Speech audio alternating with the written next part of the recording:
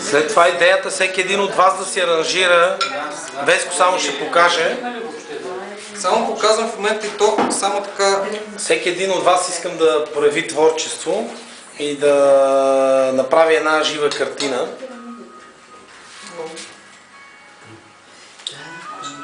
Защото пак ще повторя, много е важно поднасянето, аранжировка на самата храна. Повярвайте ми, не съм учил за готвач нито нищо. Виждате какво се получава. Това е достатъчно сос по принцип за тази порция спагети. Доста е тежък, както казах, и започва след това да надделява. Ние тук с Диди ще разпределяме порциите, за да може все пак само на спагетите, след това вие се оправяте сами. Моля ви, внимавайте с ножа. Знам, големи хора сте, обаче все пак сме се събрали тук по приятен повод, нека си остане такъв. Когато режете, каквото и да било. Два ножа са тук. Ще ви помоля подред на номерата, както се казва, смисъл. Максимум един-двама човека да работят, защото наистина става опасно. Да, това е готово. Това е за мене. Това е моята картина. Благодаря ти, Веско. Сега ще помоля Марги и още някой. Просто двама може, да. Двама души.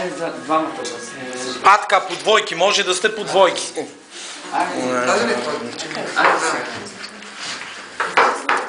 Твоята двойка няма.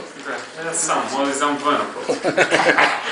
И ще ми споделиш? Така че е било много вкусно. Не знам дали това ще ви помогне. Не, ще я аранжираш и ще я запазваме. Тя 3 часа ще дойде, както и вие.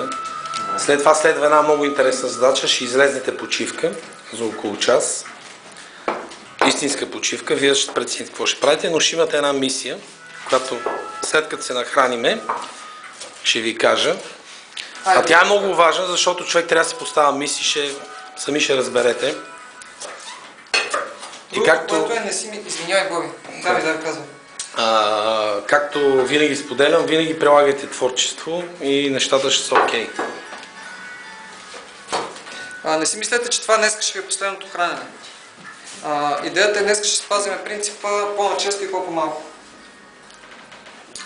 След като се върнете почивка... Малки суми, но редовно. Да, точно така. Точно така. Вече виждам много смихнати физиономии, за разлика от вчера. Що е вчера? Не бяхме чак толкова. Имаше стресиращи. Да. Винаги е така. Защото по принцип, когато си правим вкъщи спагети, не си правим 10 спагети едновременно. Но тук сега в момента няма значение, в смисъл, те са си просто пуснали част от водата самите спагети, защото са сурови. Няма никакъв проблем. Между другото има обратния ефект, който е много странно. Ако бях сложил повече спагети, като че ли не ги смучи толкова водата. Почва да ги връща обратно, да. Сега ви показваме творчеството на Марги и на Силви. Едни невероятни кулинари на нашето събитие. Истински творци. Това ли бяха всички порции? Колко са като бройка? 9, да. Аз певам, че се храня по малко по-различен начин, така че мене не ме включвате. Добре, ще стигна точно. Нали така 9 човек сме тук? Това ще ни Иванина, ще направим една малка Иванина, кога ще дойде Иванина? Тя ще дойде в 3. В 3? Тя ще дойде направо с мутито. Това нещо до 3 часа. Няма да издържи, да. Значи хубаво е също така с организацията се готвят нещата. Ще трябва да споделиш. Просто, ако ги оставяме тия тиквички, докато тя дойде, ще станат на... Който е готов, виличка и може да си хапне.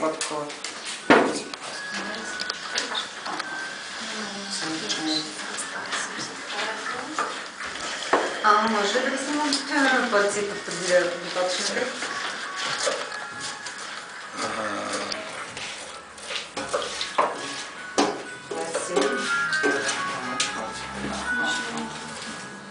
Може да се почне да положим ручко. Аз исках да знам и по-широкия, но нещо не ми се побра в разпределението ми, че те са цял комплект. Много щастливо. Сега ще помоля друга двойка да пристъпи към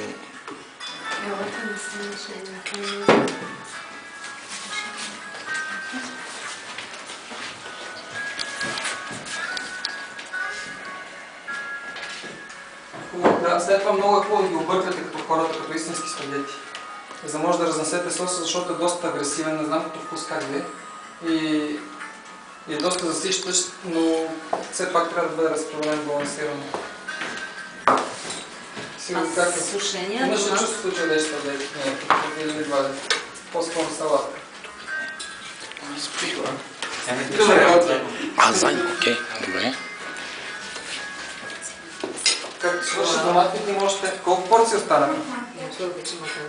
Да. 4 от това са чини. Добре, значи... Ето го още един нож. На? За глад. Ей, по-макдарога на царство направя. Какво ще кажете за вида на Това е много хубаво. суровата храна, за цветовете? Хубаво. Искате ли да ви знам нещо от кухнята на Сол Кичън?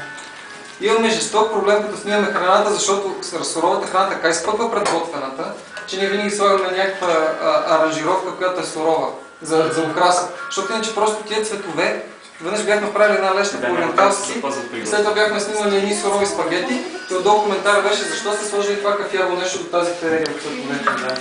Просто готвената храна губи Зелената огромна марга. част от антиоксидантната си сила. Силви, как са спагетите? Гладни са. Някой знае ли какво са антиоксидантите сега като готвене? Да. Какво са? Изпълнете този ден. Антиоксидантите са пигментите. Всичките цветове, които виждате в растенията, са всъщност антиоксидантите. Това са пазителите на живота. Сега в организма има нещо, което е наречено свободен радикал. Това е когато се разграждат веществата по спонтанен начин, се отделя кислород. Този кислород е виновен за гниенето буквално навътре на нашето тяло вътре. И преждевременното се състаряване. Наблюдаваме аранжировката на Таня и сръчните умения на една прекрасна дама в синьо, да си каже името. Обичам Алиса да направя това. Това е с тази ден. Искаш?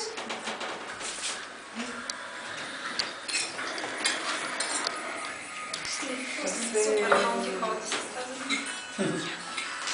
Другата идея ми беше да правим роло Стефани.